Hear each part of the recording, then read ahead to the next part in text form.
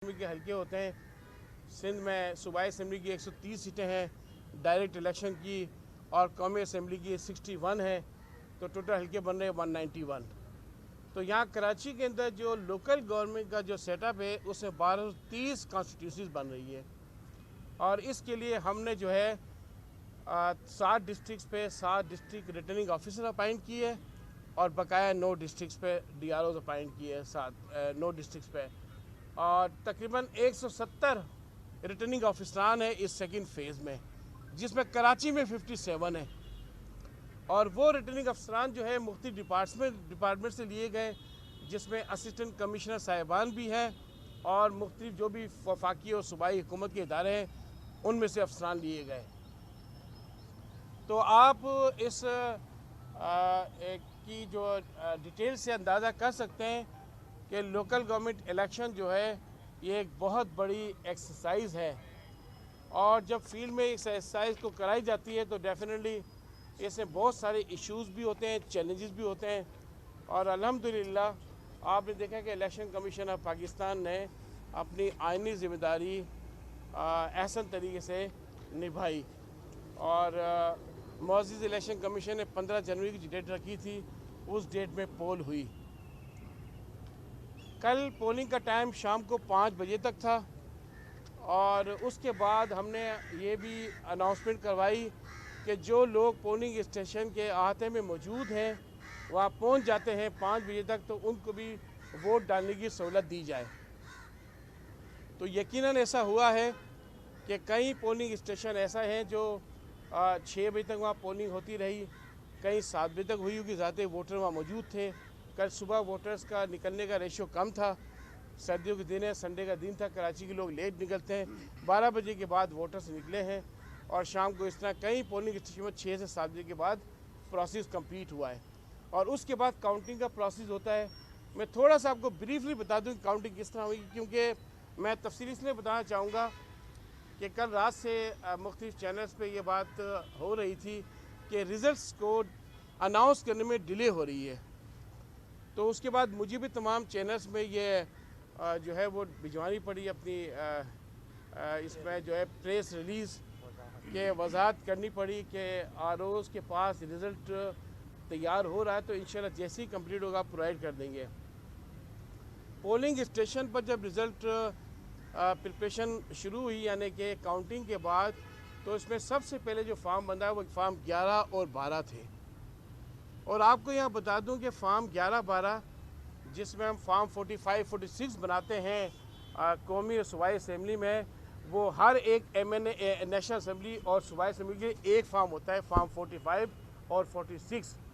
लेकिन यहाँ पर एक रिटर्निंग ऑफिसर, कराची के अंदर 57 रिटर्निंग अफसरान हैं, और 1230 हल्के हैं, कॉन्स्टिट्यूंसीज़ हैं, और जो यूनियन काउंसिल 246 है, तो हर RO के पास तकरीबन 5 से 6 यूनियन कमेटी शामिल थी, और एक यूनियन कमेटी में तकरीबन 5 हल्के, यानी अगर किसी RO के पास 5 यूनियन कमेटी है तो 25 उसके पास कॉन्स्टिट्यूंसी हो गई, और हर कॉन्स्टिट्यूंसी का एक अलग से फार्म 11 और 12 बनना था। तो आप अंदाज़ा कर लें वॉल्यूम ऑफ वर्क से कि उस प्रिजाइडिंग अफसर को अगर जिसके पास जो है वो एक पोलिंग स्टेशन आया है, तो उसके पास जो 5 कैटेगरी है 4 वार्ड्स की और एक चेयरमैन वाइस चेयरमैन की, तो 5 उसने फार्म बनाए अलग अलग कैटेगरी के, फार्म 11 और 12। उसमें काफ़ी टाइम लगा, ज़ाहिर बात है कैंडिडेट्स की तादाद भी डिपेंड करता है, और वो फार्म जो है तैयार होके RO के पास जाना था। तो किसी का 7 बजे शुरू हुई है काउंटिंग, किसी की 9 बजे शुरू हुई, किसी 6 बजे शुरू हुई है, मुख्तलिफ टाइम में काउंटिंग शुरू हुई, और प्रिजाइडिंग अफसरान ने अल्हम्दुलिल्लाह सुबह के टाइम तमाम फार्म 11-12 तैयार करके RO के पास लेके आ गए। और यहाँ पे मैं आपको ये भी बता दूँ कि इसमें जो है वो टोटल जो पोलिंग स्टेशन की तादाद थी, कराची के पोलिंग स्टेशन की तादाद थी,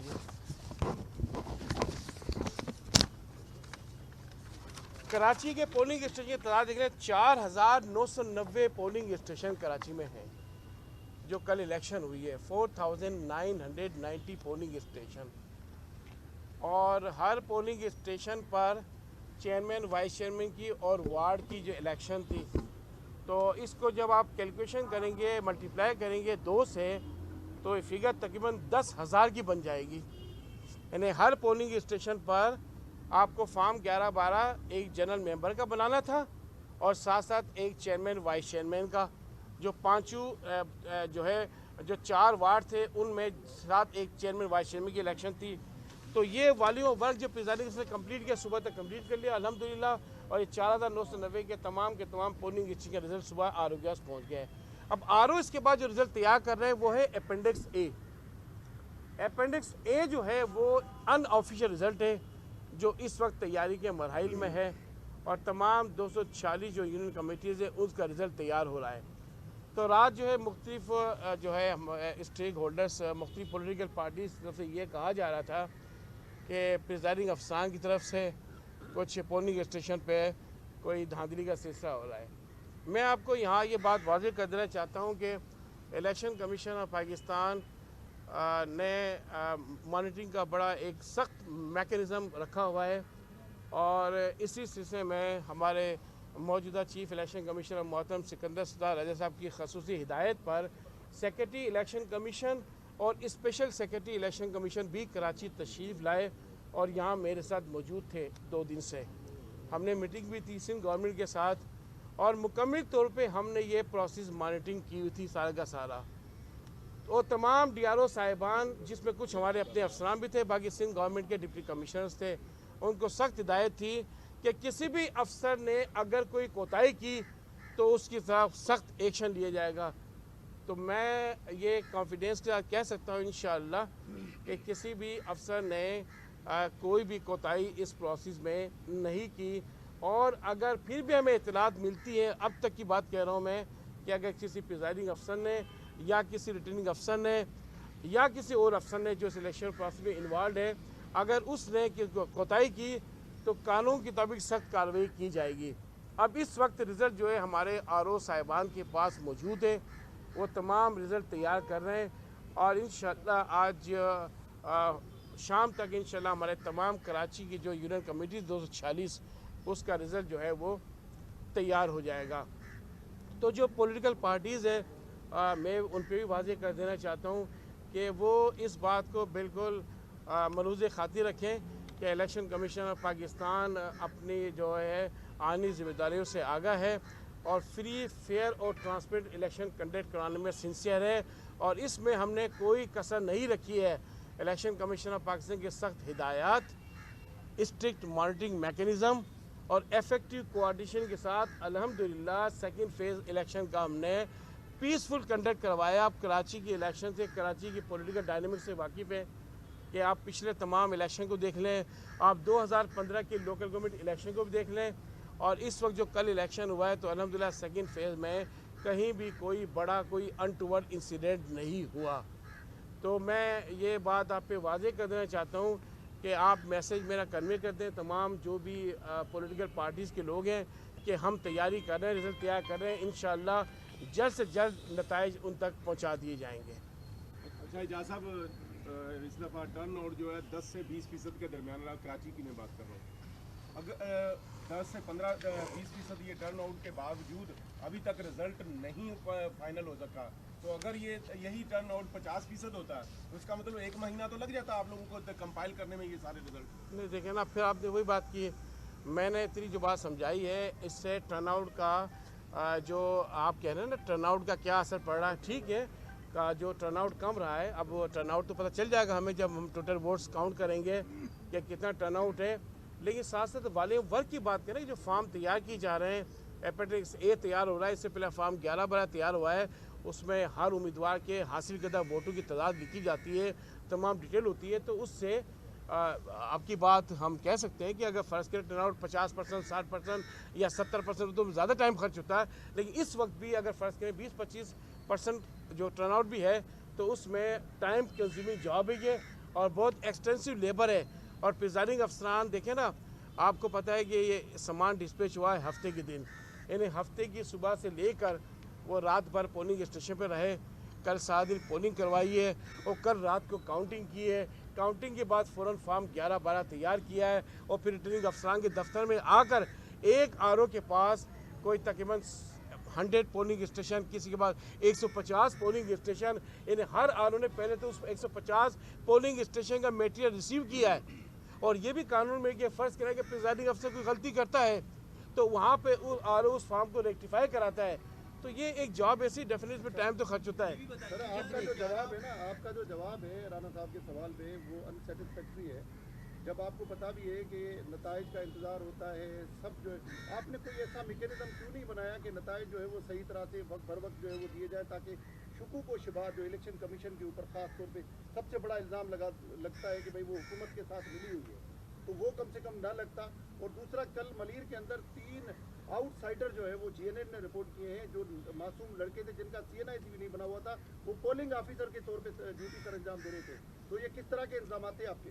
पहले मैं आपकी उस बात की बात कर दूं कि इंतजाम की बात करें, इंतजाम बहुत अच्छे इंतजाम हैं। मैंने आपको तफसील बताई, उसके बाद आप समझ लें कि एक जो है कराची में 57 रिटर्निंग अफसरान थे और 57 रिटर्निंग अफसरान के पास जो काम था उस काम के क्वांटम को आप देखें और थोड़ा सा आप उसको कंपेयर करना चाह रहे हैं कि कौमी और सूबाई असेंबली के इलेक्शन से ये बिल्कुल डिफरेंट इलेक्शन है, ग्रास रूट लेवल की इलेक्शन है, उसको इस इलेक्शन से किसी सूरत में कंपेयर नहीं किया जा सकता। इंतजाम अल्हम्दुलिल्लाह बहुत बेहतर थे और जहाँ भी कल हमें शिकायत मिली है, जहाँ भी हमें कोई ऐसी इस तरह के वाक़यात की शिकायत मिली, उसी टाइम उस शिकायत का हज़ारा किया गया है, एक्शन लिया गया है। कंसर्न अथॉरिटी को कहा गया है अगर कोई आपके पास इस वक्त भी कोई इंसिडेंट, कोई शिकायत हो, बात है, आप मुझे बताएं। आप अब जी बिल्कुल आप बताएं हमें, हम उस शिकायत को दूर करेंगे इंशाल्लाह। आप ये बता सकते हैं कि आज आपने कहा था कि इलेक्शन कमीशन ने नोटिस दिया था कि फॉर्म 11 और 12 नहीं दिए, तो अब तक आप लोगों ने क्या किया उस पे? फॉर्म 11 और 12 तो डीआरओ दफ्तर के बाहर कारकुनान बैठे हैं सियासी जमातों के और वहाँ पे अल्लाह गुल्ला मचा हुआ है। देखें, फॉर्म 11-12 तो जो तमाम प्रिजाइडिंग अफसर का प्रोसेस कंप्लीट हो चुका है, आपको बता दूं मैं। और अब तो रिज़ल्ट आरओ के दफातर में अपेंडिक्स ए की सूरतें बनाए जा रहे हैं, तो फॉर्म 11-12 तो सबको प्रोवाइड किए जा चुके हैं और अब जो रिज़ल्ट तैयार होगा अनऑफिशियल, वो रिज़ल्ट तमाम जो कैंडिडेट्स है उसको इंशाल्लाह हम प्रोवाइड कर देंगे जैसे ही आज कंप्लीट होता है। साहब ये बताएं कि अब तक आपके पास कितने नताइज पहुंचे हैं पूरे सिंध के और कराची के? देखिए, इस वक्त हमारे पास पूरी हमारी जो है वो एक टीम काम कर रही है। हमने एक मॉनिटरिंग रूम बनाया हुआ है, पूरा सेल बना हुआ है, हमारी टीम बैठी हुई है और 16 डिस्ट्रिक्ट से रिज़ल्ट आ रहे हैं। मुख्तलिफ डिस्ट्रिक्ट में मुख्तलिफ पोजीशन है, कराची के भी काफ़ी रिज़ल्ट आ चुके हैं, तो मैं कुछ अर्से बाद आपको डेफिनेटली बता दूंगा इस टाइम कि कितने रिज़ल्ट किस तरह आए। लेकिन बहरहाल अच्छी खासी तादाद आ रही है हमारे पास और इसकी बाकायदा डेडलाइन होती है कि आप इलेक्शन ख़त्म होने के बाद इसमें जो प्रोसेस लगता है उसके बाद कंसोलिडेशन होगी, तो जैसे ही आज रिजल्ट कंप्लीट होगा इंशाल्लाह आपको बता दिया जाएगा। साहब ये बता दें कि रनआउट रेशो कितना रहा है और रनआउट रेशो कितना जो हो जरूरी है होना, नहीं तो ये गलत हो जाएगा। रफ आइडिया बता दें, चलिए कम से कम टर्नआउट। देखिए, अभी जो है वो अब तक जो रिजल्ट आया है उससे तक 20 से 25% टर्नआउट महसूस हो रहा है कि हुआ है और मज़ीद जब कंप्लीट रिज़ल्ट कराची का आ जाएगा 246 यूनियन कमिटीज़ का और हैदराबाद डिवीज़न का, तो इंशाल्लाह कंप्लीट जो टर्नआउट वो आपको वही बता दिया जाएगा।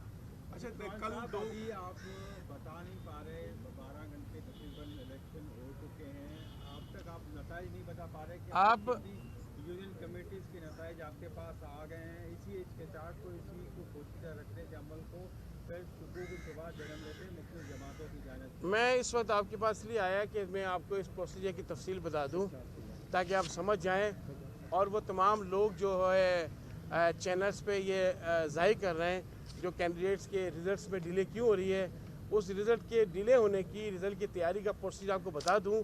उसके बाद जब रिज़ल्ट तैयार होगा तो इंशाल्लाह आपको मुकम्मल तौर पे मैं रिज़ल्ट प्रोवाइड करूँगा इंशाल्लाह। आपने कहा कि जहाँ कोई धांधली की शिकायत हुई या कोई बेज़ाब्ती हुई, आप लोगों ने कार्रवाई की।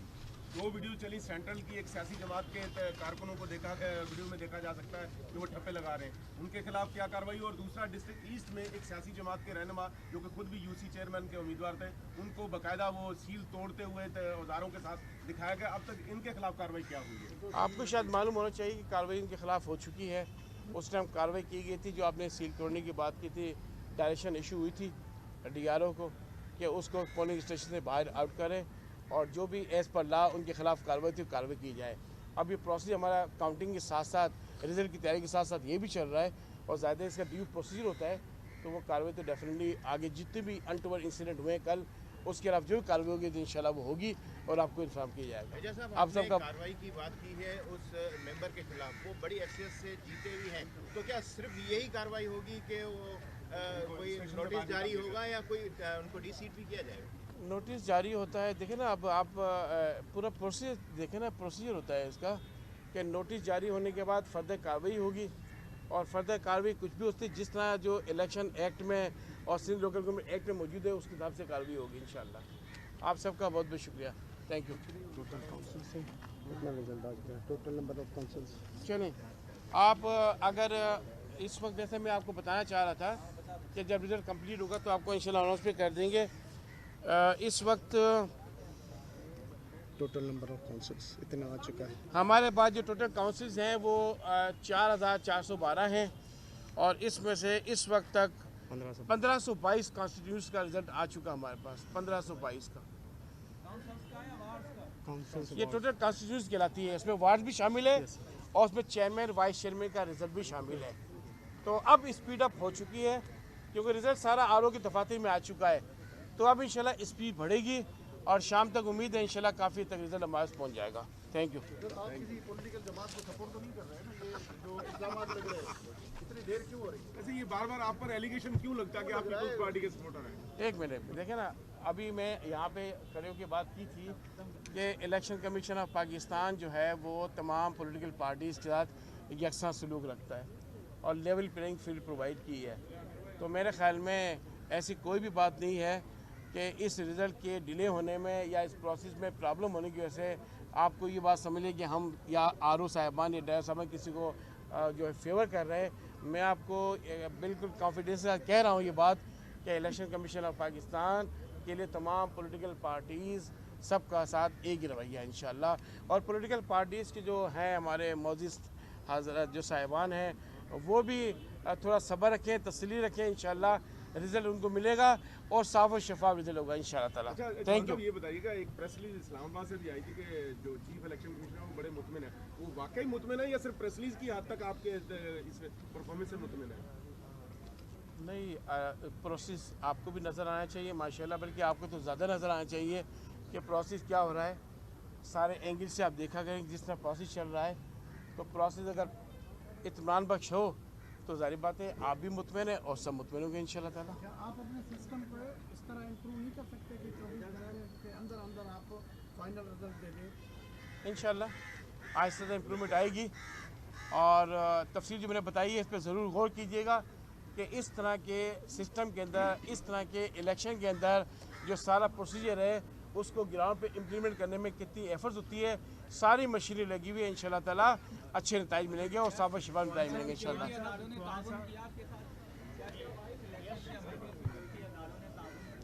जी बिल्कुल, चले मैं इसकी वजाहत भी कर दूँ कि सिक्योरिटी तमाम इदारे जो पुलिस और रेंजर्स है अल्हम्दुलिल्लाह उनका मुकम्मल ताउन रहा है। रेंजर्स की डिप्लॉयमेंट भी थी और पुलिस की भी काफ़ी नफरी लगी हुई थी। आवाम ने भी ताउन किया, पॉलिटिकल पार्टीज़ ने भी ताउन किया और वोट देने आए और बड़े पुरसुकून माहौल में सब ने वोट दिया। तो मैं इसका क्रेडिट डेफिनेटली तमाम उन स्टेक होल्डर्स के बाद तमाम लोगों पे जाता है जो इस इलेक्शन प्रोसेस में जिन्होंने पार्टिसिपेट किया। सिंध हुकूमत एक आईनी और कानूनी हुकूमत है, उसकी काबीना ने फैसला किया 2021 के जो हल्काबंदियाँ थी उनको पाबंद करार दिया। उसके बावजूद इंतखाबात हुए, इस इंतखाबात की क्या आईनी हैसियत है?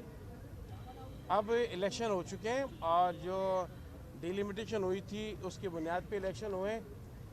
जिस डिलिमिटेशन पे पहला फेज़ हुआ, फर्स्ट फेज़ हुआ 4 डिवीज़न में और बकाया 2 डिवीज़न में होनी थी इलेक्शन, वो उसी डिलिमिटेशन हुई जिसमें फर्स्ट फेज़ में हुई है। तो डिलिमिटेशन एज़ पर कानूनी एज़ पर लॉ हुई है। उन तमाम कवानीन जो सिंध गवर्नमेंट के कवानीन, सिंध लोकल गवर्नमेंट एक्ट उसके मुताबिक हुई है। तो कोई भी ऐसी चीज़ नहीं है कि जिससे हम कहें कि इस प्रोसेस में कोई प्रॉब्लम हुई है। कानून के मुताबिक हर चीज़ हुई है।